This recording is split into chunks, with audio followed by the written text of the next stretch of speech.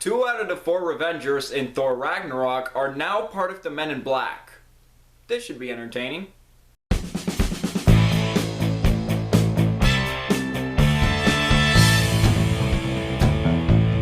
Men in Black International.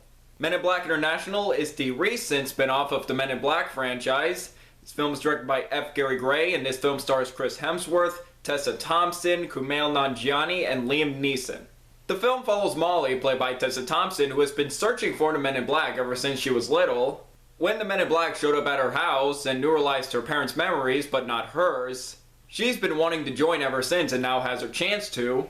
And she teams up with a fellow Men in Black agent, Agent H, played by Chris Hemsworth, to stop an alien group known as the Hive. Now I would like to give you my thoughts on the previous Men in Black films before I give you my thoughts on this one. The first Men in Black movie I love. It is one of my favorite sci-fi movies. What absolutely makes this movie work is the chemistry between Will Smith, charismatic and likability, and with the stern straight man of Tommy Lee Jones. Their chemistry was excellent. It was really funny. I loved the world building. The makeup and the effects hold up well today. It's still a great movie to this day. I love the first Men in Black. Men in Black 2, however, quite an inferior sequel to the first movie. Although it still has the entertaining chemistry between Smith and Jones, and I will admit, the beatboxing scene in the post office was pretty funny, but this sequel just didn't have the same charm, humor as the first movie, and just couldn't quite live up to the greatness of the first movie, and this was a disappointing sequel. Men in Black 3, while not as good as the first movie, it was definitely better than the second movie, and I thought this was a fun movie. Although the beginning got off to a rocky start, it did pick up when Will Smith goes back in time and meets up with young Agent K, and Josh Brolin stole the show in this movie. He did a spot-on Tommy Lee Jones impression, and I still enjoy this movie, and I think it's the second best Men in Black movie. When I heard that a Men in Black spin-off was happening, I was interested to see what they would do with it, but when the trailers came out, they didn't really impress me, to be honest. The trailers didn't really do it for me of getting me excited about this Men in Black spin-off was happening. Movie didn't really look exciting to me. I missed this film when it came out in theaters, but recently I had my chance to check it out. I went in with an open mind, just hoping to enjoy it. We'll see what happens.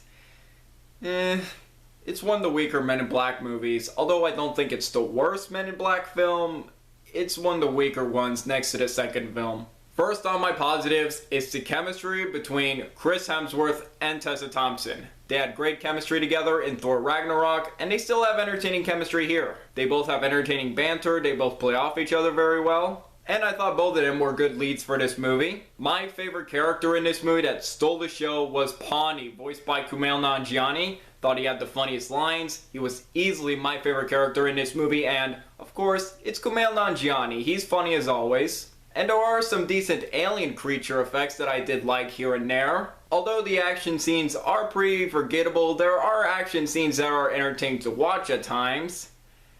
And that's about where positives end right there.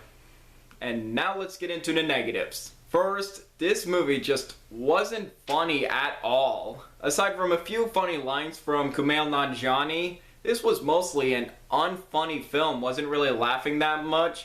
Most of the jokes fell flat and wasn't really that entertained watching this movie, and I found myself bored. I was surprised that F. Gary Gray directed this movie, who is a pretty good director and has made some good movies like Straight Outta Compton, The Italian Job, and I enjoyed The Fate of the Furious. And he's good at putting energy into his movies, making them a bit more exciting, and I was interested to see what he would do with a Men in Black movie, but there just wasn't that much energy or excitement into this movie. I couldn't really tell that F. Gary Gray was behind the camera. I could have sworn that someone else directed this movie. And one of my big issues with this movie is that it's very predictable. Saw the villain twist coming a mile away. Even when I saw the trailers for this movie, I knew who the villain was going to be. I'm not going to tell you who, but I saw the villain twist coming a mile away. This was a very predictable movie. Also, the effects in this movie are a mixed bag. There are a few decent effects, but a few CGI effects that just did not look good at all, along with some pretty bad green screen effects here and there. And one final flaw is the villains of this movie, the Hive, this alien group that can take the form of anyone. I didn't really care about them whenever they showed up. I didn't find them intimidating. I didn't really care about them whenever they showed up. Overall, Men in Black International is not that good of a movie, and it's one of the weaker Men in Black movies next to the second film. While Chris Hemsworth and Tessa Thompson do have entertaining chemistry, and there are a few enjoyable action scenes, I found this movie dull, unfunny, boring, and lifeless, and honestly, this spin-off didn't really prove its existence. This movie comes out on Blu-ray and DVD September 3rd. If you want to give this film a chance, you haven't seen it yet, and you feel like watching this film, sure, go check it out if you want. I'm interested to hear your thoughts. But if you have not seen this movie, and if you're not interested in checking this film out, you could skip this film if you want. I don't really recommend checking out this film. Overall, I am going to give Men in Black International 2 stars out of 5. Not that good of a movie, not very entertaining. I'll probably forget this movie in the next few days. Just was hoping for something entertaining, hoping to have a good time with this film, but just didn't do it for me. So what do you guys think of Men in Black International? Do you agree? Disagree with me? Let me know below. Make sure to like this video, leave a comment, and subscribe if you're new here. It really means a lot. I'm Jack Benner, and look forward to another movie review.